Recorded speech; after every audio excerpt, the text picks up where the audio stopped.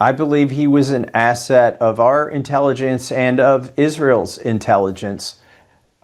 Sometimes it's hard to tell the difference between the two. Acosta gave the sweetheart deal, or was part of the sweetheart deal. In the court documents, you can see that he says that Epstein was involved with government intelligence.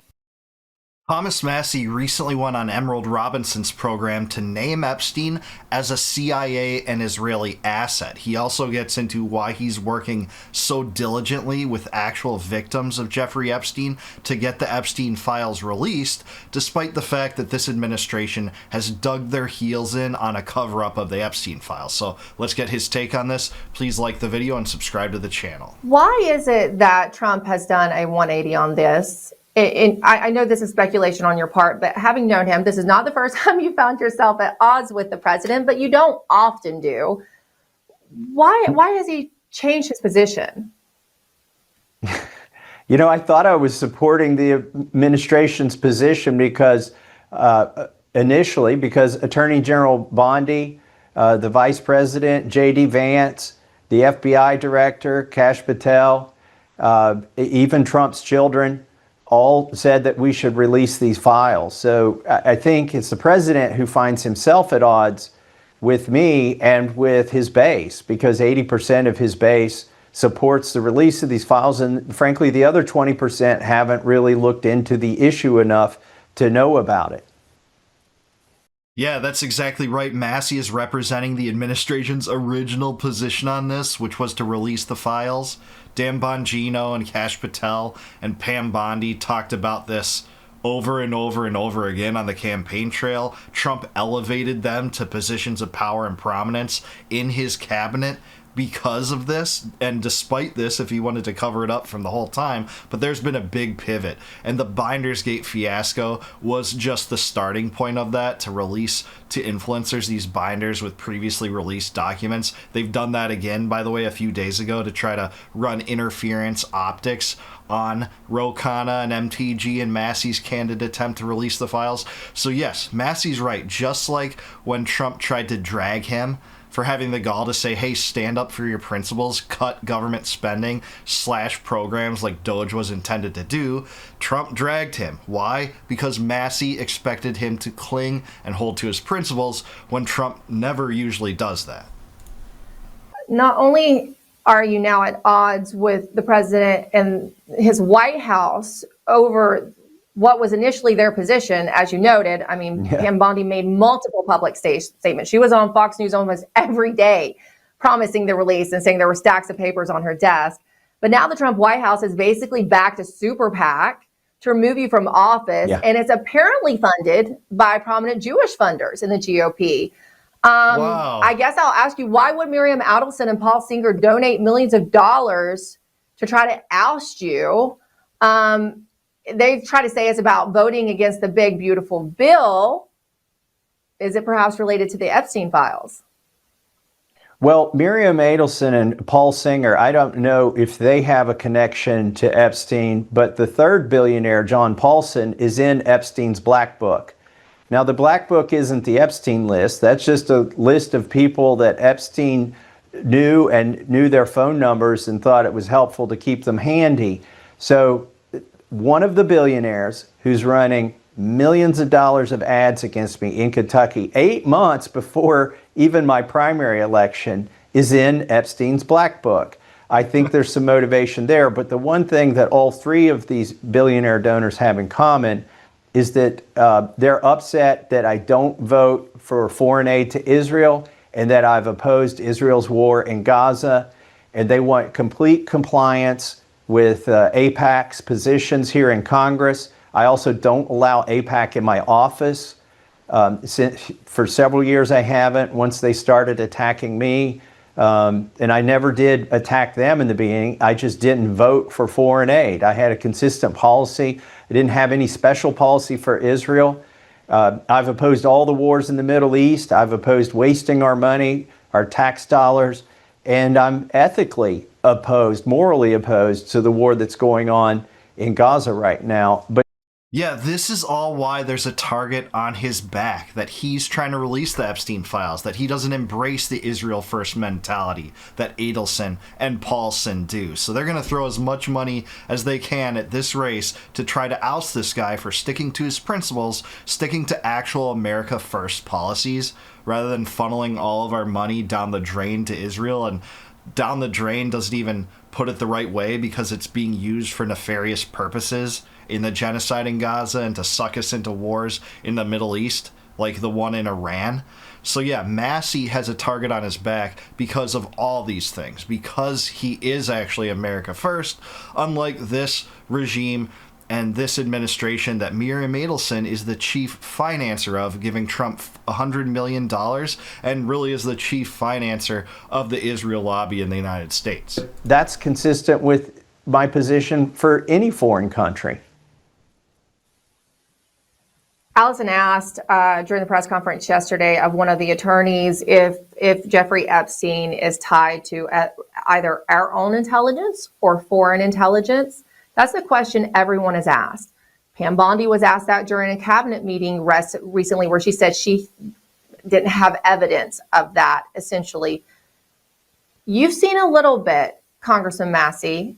Is there evidence pointing towards Epstein being a foreign asset of perhaps, say, Israel, or one of our own assets? What do you believe? I believe he was an asset of our intelligence and of Israel's intelligence. Sometimes it's hard to tell the difference between the two, but you played a segment of the press conference yesterday where I think if you read between the lines and listen to Mr. Edwards, the attorney for the survivors, he gave us a roadmap of where to look and suggested that we should be looking at the CIA, that they probably have some documents or may have some documents that are relevant to this. So that gives me more of a roadmap. Hopefully, James Comer, the chairman of the Oversight Committee, will subpoena that information as well from the CIA.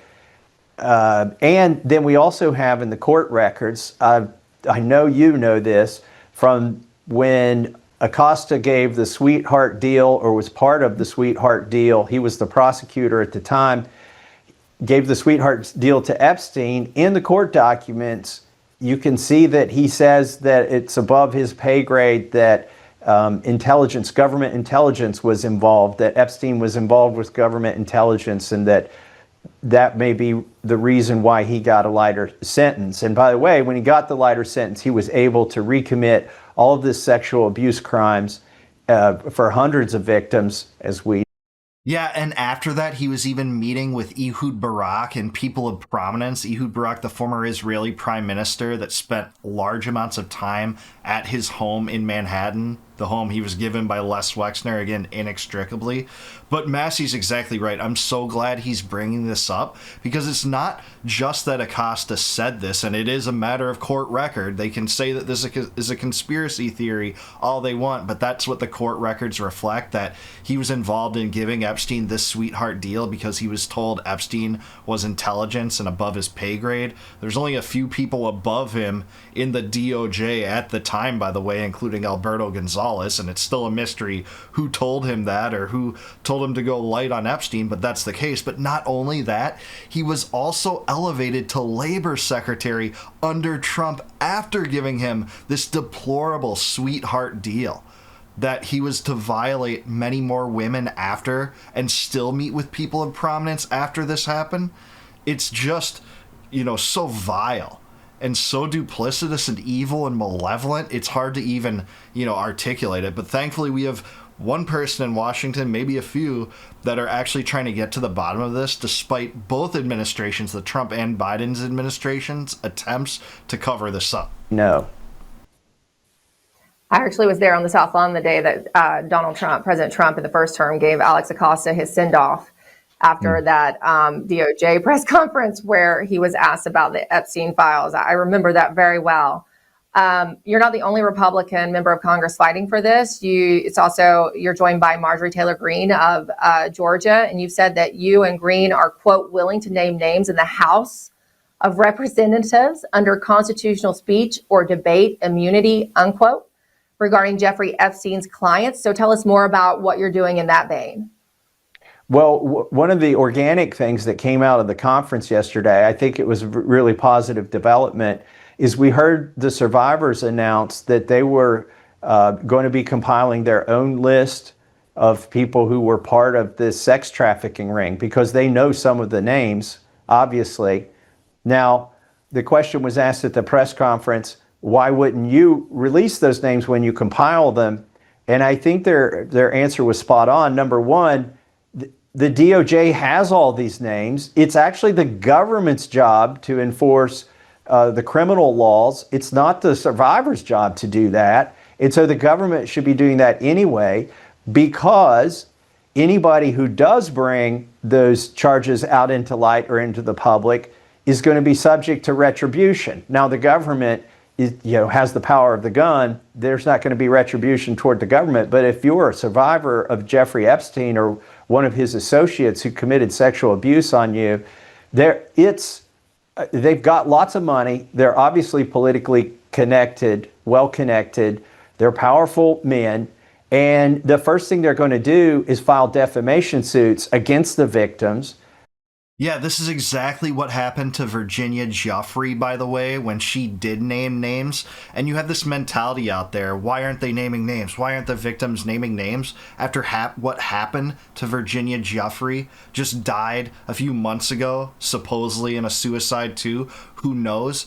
So many people are suicided in the Epstein case. It's crazy. From Mark Middleton to Epstein to Jean-Luc Brunel to Virginia Giuffre.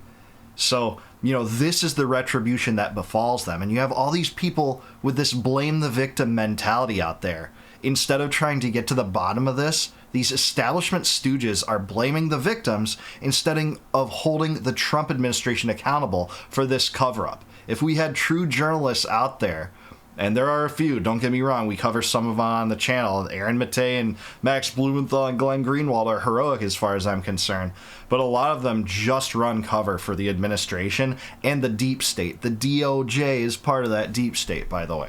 Especially if they're guilty, they'll probably do that. And they sue these defendants, well, they'll become the defendants now, sue them into oblivion.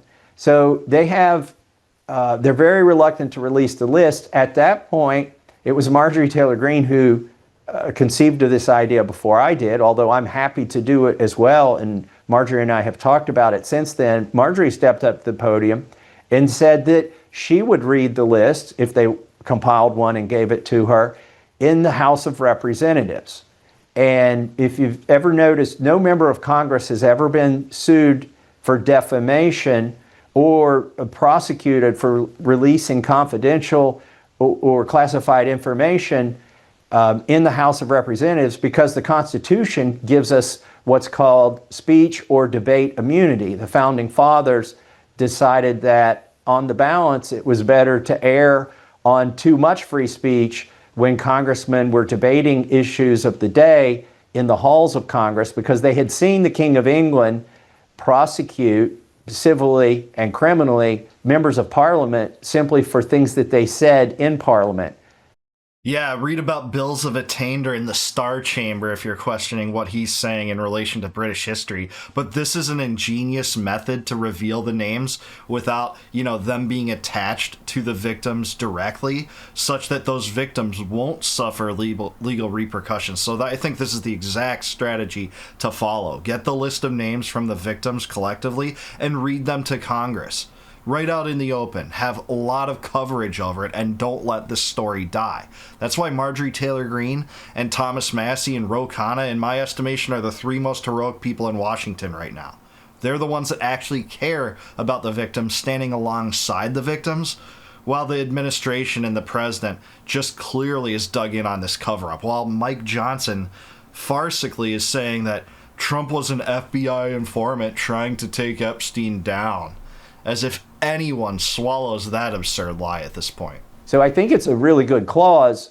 I know people don't want congressmen to be above the law, but on this aspect of it, the Founding Fathers put it in the Constitution because they thought it was so important that we not be prosecuted. So, yeah, I don't believe in defamation laws either. to be honest, libel or slander, to be honest, because you don't own your own reputation. Your reputation is something that others concoct about you based on your deeds. And, defamation is part of free speech, in my estimation. So I'm glad that there is this kind of protection. And I think that this should extend to anyone, by the way. But it is good to be able to be transparent about something like a child sex trafficking ring in Congress that was likely part of a foreign intelligence operation. Likely a Mossad one, by the way. Marjorie's willing to do that. I'm willing to do that as well. It would be one way to get those names out there. The day I was able to start collecting signatures, they did this big data dump. I think it's analogous to the binders that Pam Bondi released, in that people, when they sort through it, are going to find out it's stuff they already had, or the stuff they're interested in is too redacted to be useful for the victims and survivors of Jeffrey Epstein and his associates. So it's an interesting video that James O'Keefe put out there. You should watch it. It's just one more piece of evidence in a mountain of evidence that there were associates of Jeffrey Epstein who've not been indicted and not been criminally charged and need to be, and that they are giving Ghislaine Maxwell special treatment to get her to say certain things. Yeah, that's the truth. They moved Ghislaine Maxwell to a minimum security prison in Texas, like kind of a paradise that perjurers and sex traffickers shouldn't be a part of. She should be behind bars in confinement completely. And, there's this farcical data dump that happened a few days ago he just spoke to. It really is Binders Gate 2.0, because they're just releasing additional documents that have already been released to try to take attention away from the strategy that Marjorie Taylor Greene and Ro Khanna and Thomas Massie are pursuing. And that should tell you everything about who's the hero here. It is the people bucking the establishment, which is Trump now, bucking the regime and bucking the deep state, the intelligence services, people of prominence that want to keep this thing under the rug, want to keep it concealed away from the eyes of the American public, when it's more important than ever to divulge the truth. How did Epstein accumulate his wealth? Which intelligence services, if any, was he associated with? And I think most of the circumstantial signs point to Mossad, by the way, obviously. In addition to what's been talked about here, he was the protege of Robert Maxwell, Israel's most famous spy. Ari Ben-Menashe himself, a Mossad agent, said that Epstein told him that he was a Mossad asset and engaging in a blackmail operation. We have his closeness to other figures involved in arms trafficking deals with intelligence services like Adnan Khashoggi and Douglas Leese, and the list goes on and on. If you want to know more about that, check out Whitney Webb's great book, One Nation Under Blackmail, Volume 2. That's where I learned much of what I know about the Epstein case. But Massie, Khanna, and Marjorie Taylor Greene are the real heroes in Washington in comparison to the villains in the Orthodox establishment, the Uniparty. The bipartisan campaign to bury this story, put it under the rug, save the people in power that were of prominence and related to Epstein, not only related to, but committing crimes with Epstein and under the guise of this Slex blackmail ring. So let me know down below, do you agree with Thomas Massie? Is he right about Epstein being a Mossad and CIA asset? What do you think will come from his attempt to get the Epstein files released? And is he the best member of Congress? Let me know in the comments down below. Please like the video, subscribe to the channel, subscribe to Emerald Robinson too. Really appreciated this program. And please consider becoming a YouTube member. If you click the join button below, you can help support the channel, and in return, I'll give you all of my videos before they go live to the general public on YouTube. Those are the members only videos. And until I see you guys next time, no more war, no more debt, no more inflation, and no more empire. Peace out, guys. Catch you in the next one.